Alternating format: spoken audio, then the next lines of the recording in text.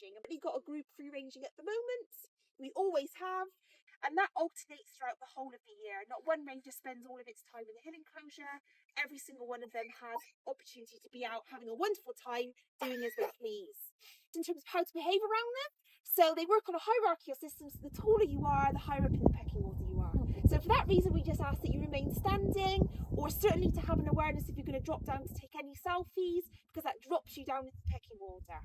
And for that reason, little ones, if we can stick to our parents, that would be fantastic. There'll be a hands-off experience today, and that's just because they're not tactile animals, so they actually just don't like to be touched. They only generally touch each other when they're telling each other off. So what we found is if you go to touch them, what you're saying to them is please move away from me, and it's the exact opposite what we want. We want them to stay nice and close for as long as possible. On the flip side of that, there will be a hand feeding opportunity where you get to feel their lovely soft velvety noses for the reindeer that want to come up and have some hand feed. It's essentially like a dessert for them. They only have tiny weeny teeth on the very bottom palate and nothing on the top front. So I've never been bitten by a reindeer ever. It's just a really enjoyable experience.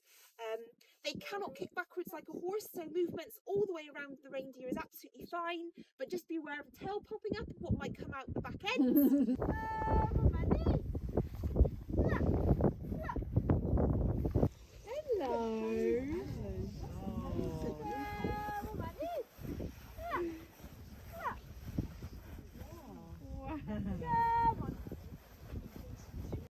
Got another little one making his way over. He's decided that he is hungry. Come, boy. Wow. Good mannies.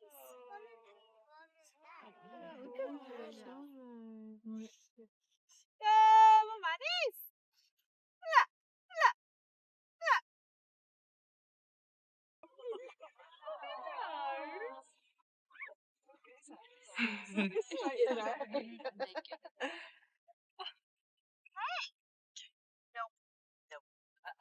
So, welcome to the herd, everyone. They're still slowly making their way over. So what's happening now is these little calves, because they're at the very bottom of the pecking order, they get a little bit of sport treatment, a little bit of preferential feeding.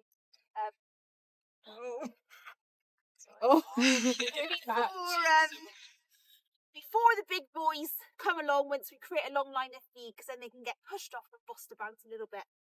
So, as I mentioned, this being a subarctic environment, in order for them to be able to live in such an environment, they need to have these most amazing adaptations.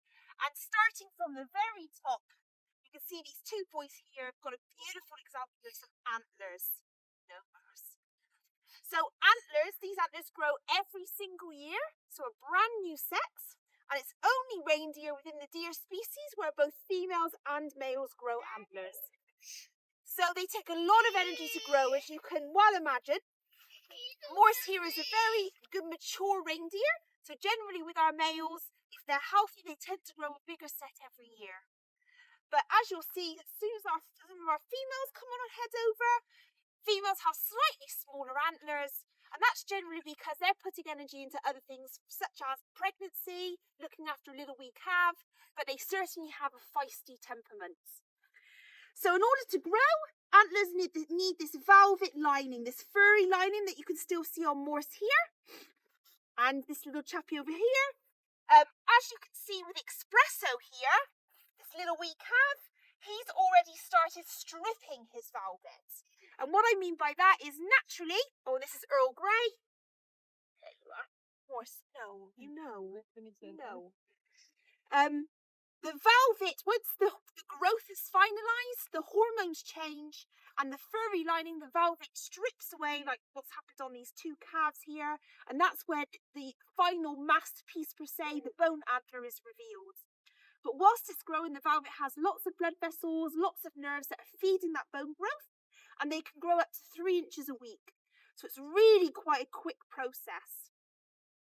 They can be very heavy. They can weigh up to 8 kilograms. Is one of our heaviest sets. Morse, you're not being a good role model, are you? So as you can imagine, for these males, once we finish the rutting season and there's no longer any need for them, because the purpose of these for these boys is to look handsome, or certainly feel like they look handsome. That's him just telling the other little one off. I'm top of the hierarchy. The females will hold on to them for a lot longer, as I said, going into kind of the early spring. And that's because a lot of them hopefully will be pregnant, and they need to make sure that they get the food that they need, which is really difficult to find on the snow, telling that male off. They're all starting to transition this beautiful paler winter coats. So you can see beautiful example on Morse here. He's got this lovely white neck coming through, and that will travel down the rest of his body. And that's because he's going to camouflage in with the snow perfectly this winter. So nice and pale white coats during the winter, much darker coat during the summer, again to camouflage in with the grasses, the heather.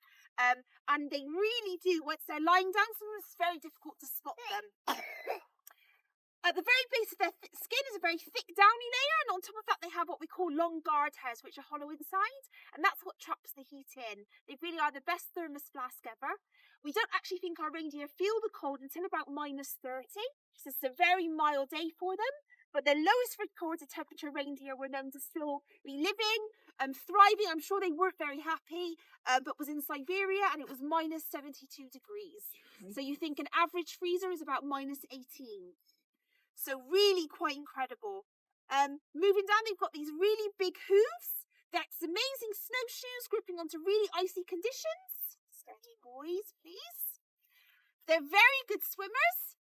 And if you keep an ear out as they're walking around you, you'll be able to hear a clicking noise.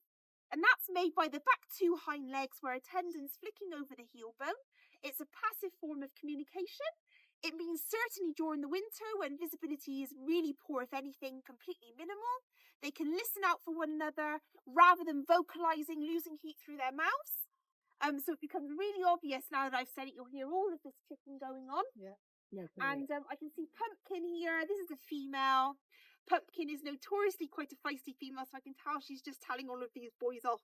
Hence why they've been keeping in 2 different patches of the east enclosure. Every single one of our reindeer, all of the 150, have a unique name, and that corresponds with a unique ear tag that has a specific colour and number. So all of these wee calves that were born in May, they've all got a bright yellow tag starting with the number 8, and every year we choose a theme. So this year's theme was teas and coffees. So we've got an espresso, macchiato, mocha, Tetley, cuppa. We thought it was a really good one to kind of be able to link with the public. Last year's theme was Rivers of the World. So we've got Mississippi, Yukon, Nile, Danube. Year before that was ice creams, vanilla, 99, Mr. Whippy, wafer, tub. We've had board games, a Jenga and a hopscotch. We've had cheeses. We've got brie and Emmental. What I'll do right now is you've done so well at listening. Thank you so much. We'll feed them now from this green bag.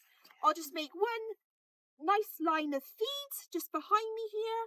Feel free to take as many photos as you like. But please, if you can just stay where you are for now, and then I'll come back and talk to you about the hand feeding. Feeding them from these green bags allows us to make sure that everyone who should be here is here.